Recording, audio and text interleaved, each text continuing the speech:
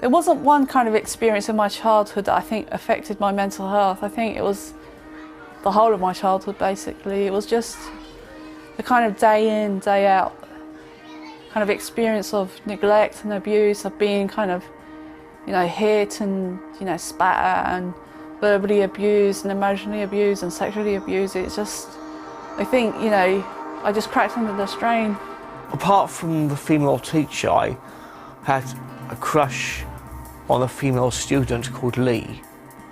That was equally painful because she did not want to know me.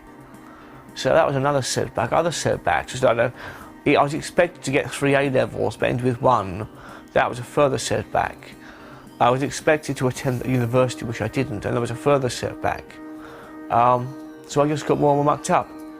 My cause was, I know my cause. I've learned about my cause. My cause is paranoia, leading to disillusionment with the capitalist life in Britain, and the negativities that surrounded it. And I wasn't positive towards those changes. I didn't act in a proper, rational way, constructing my life. I went negative over it. Before I got ill, I was an inwards, average teenager, same sort of in teenage insecurities and attitudes towards life and people and things and myself.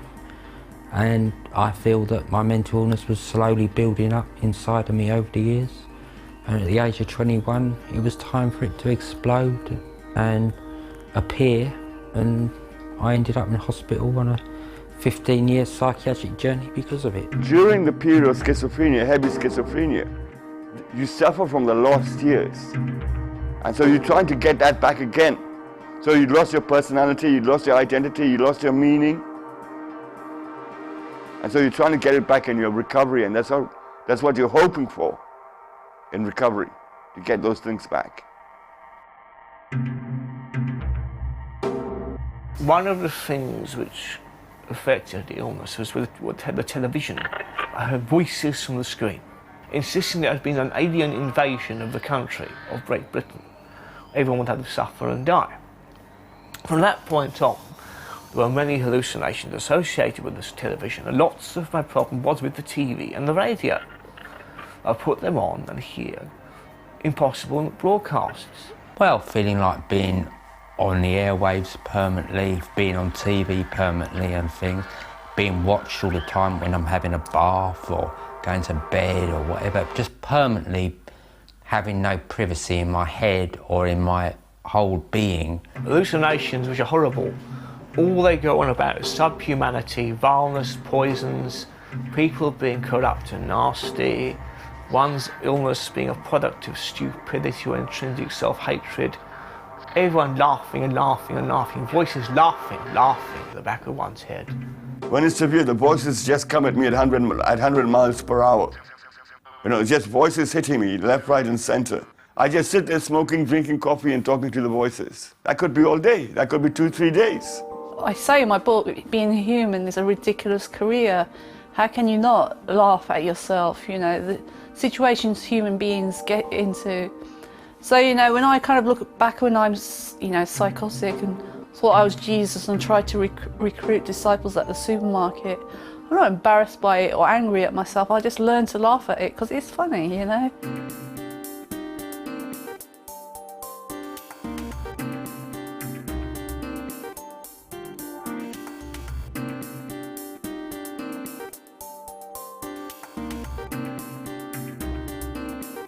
One of the things about recovery is learning to live a new life. And so in that way it is a rebirth. And you realise that recovery is a chance to recreate your life, and it's a chance to kind of make your soul and your personality the way you want it to be. You've got a second chance, you can, if you've got a new piece of clay, you can shape the way you want. I'm aware that recovery is debatable. I'm aware that this illness will probably last to old and grey. But it's good to have the hope that medicine will improve and that mental illness can weaken and stop. The more hope I have about how things will get better, the more I recover. I think those two are so closely connected. There isn't any separating them. And it's a slow, protracted process, recovery. You know, I had a cold and went away in a week, and I was better. But you know, recovery from schizophrenia is not like that. It's a long, slow, protracted process. And you've got to keep at it.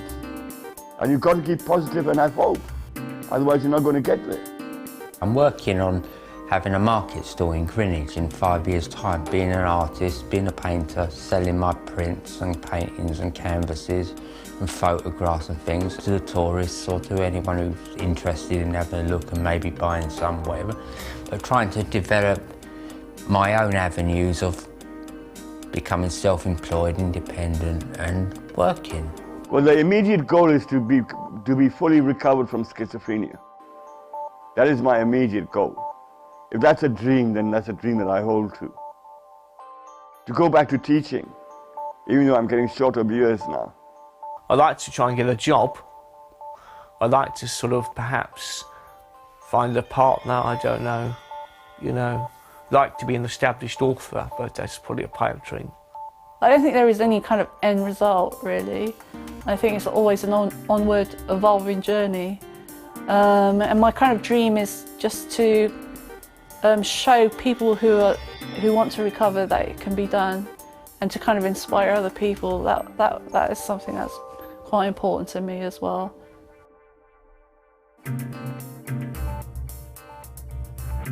This is my poem, The Schizoid Spreading, which won a poetry prize some years ago, and it is derived from Philip Larkin's The Wits and Weddings. All year inside the sprawled mines that swept for centuries inland, a low and sloping whir but outward kept.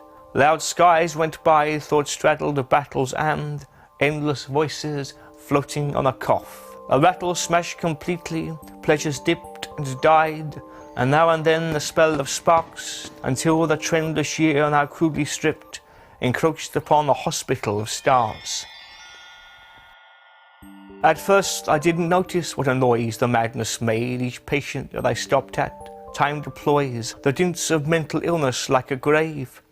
And round steal towards the groans and skirls I took for porters hissing in their veils, and as I moved each wave seemed to refine just what I saw contorting. Nurses frowned that something killed, doctors assumed the real. Thank you.